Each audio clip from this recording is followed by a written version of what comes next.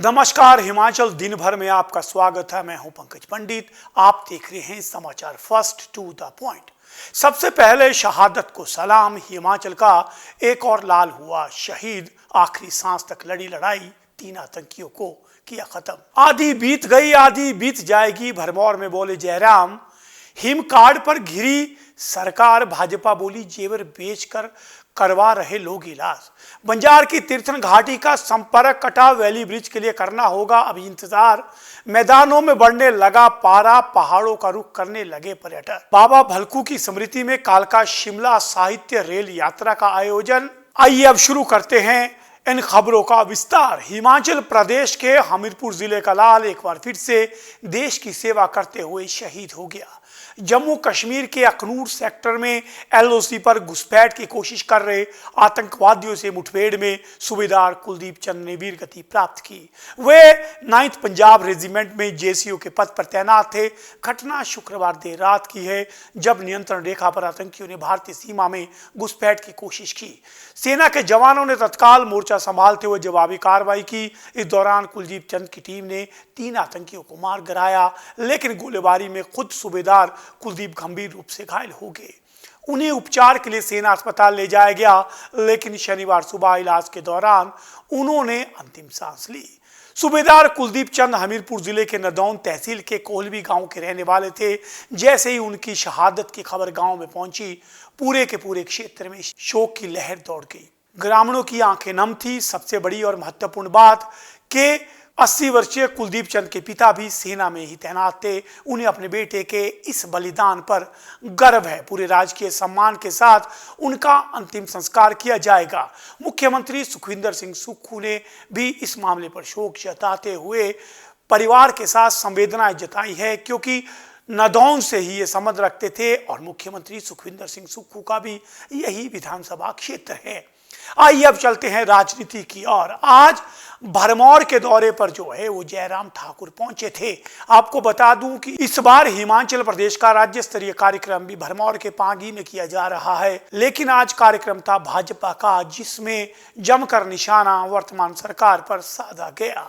जयराम ठाकुर ने इस सरकार को संस्थान बंद करने वाली और झूठ बोलने वाली सरकार बताते हुए कहा कि आधी बीत गई, आधी बाकी है, एक बार फिर से भाजपा आएगी। अब देखना है कि जब सुखविंदर सिंह सुक्खू भरमौर जाएंगे तो इसका क्या जवाब देंगे।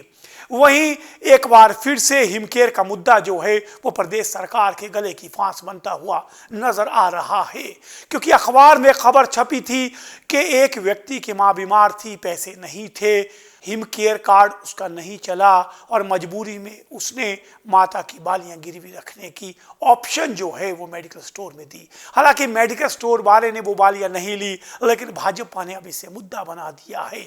जयराम ठाकुर ने पिछली रात ना केवल खुद जा करके उन परिजनों से मुलाकात की, साथ ही जिस मां का ऑपरेशन हुआ था उसका हाल चाल भी जाना। भाजपा ने इस मौके पर अपनी ओर से आर्थिक सहायता भी उस परिवार की दी, लेकिन साथ ही उन्होंने सबसे बड़ा निशाना मुख्यमंत्री पर साधा है कि ये सरकार संवेदना खो चुकी है और मुख्यमंत्री की ये सरकार लोगों को इलाज तक नहीं दे पा रही है। अब देखना है कि हिमकेयर कार्ड का ये मुद्दा भाजपा कितनी मजबूती से उठाती है और क्या वाकई ही सरकार लोगों की इस मुश्किल का कोई निदान निकालेगी, क्योंकि चंबा अस्पताल का बहुत ज्यादा बकाया हिमकेयर का है, इसलिए वहां पे हिम कार्ड लेने से मना कर दी गई थी।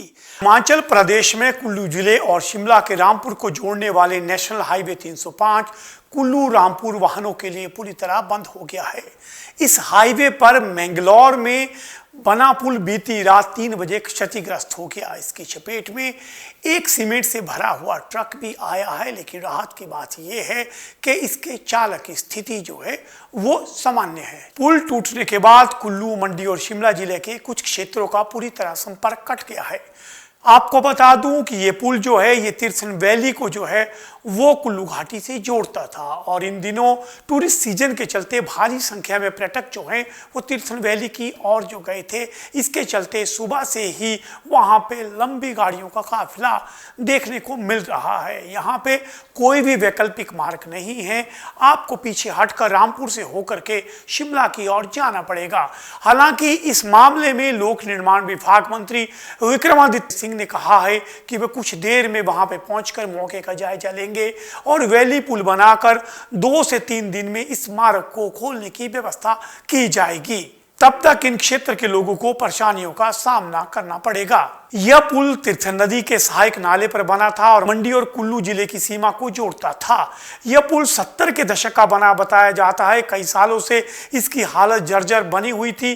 कई बार इसके मरम्मत की मांग भी की गई थी, लेकिन उस पर किसी ने भी किसी तरह की कार्रवाई नहीं दी। पुल टूटने के बाद बंजार क्षेत्र, तीर्थन घाटी, आनी क्षेत्र, शिमला के रामपुर और किन्नौर का संपर्क कट गया है। वहीं मंडी के गाड़ा गुसाइनी क्षेत्र को भी इससे प्रभाव पड़ेगा।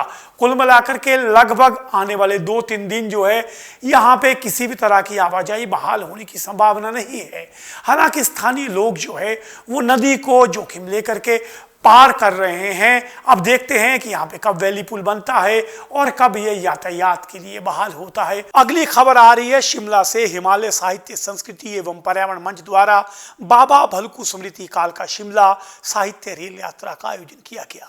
आज और कल 2 दिन तक चलने वाली इस यात्रा में विभिन्न राज्यों के 32 लेखक शामिल हैं। यात्रा के दौरान भलकू और उनके योगदान को याद किया। शिमला रेलवे स्टेशन पर सभी लेखकों का हिमाचल की ओर से मान सम्मान और स्वागत किया। आज लेखक शिमला से बड़ोग जाएंगे और शाम को शिमला लौटेंगे। दूसरे दिन बस में यह यात्रा कुफरी चायल से होती हुई भलकू के पुश्तैनी गांव झाझा तक जाएंगी। इस मौके पर स्वास्थ्य एवं परिवार कल्याण मंत्री धनीराम शांडिल भी साहित्य यात्रा में शामिल हुए। उन्होंने कहा कि बाबा भलकू उनके क्षेत्र से संबंध रखते थे, जिन्होंने शिमला तक ट्रेन पहुंचाने में अहम योगदान दिया।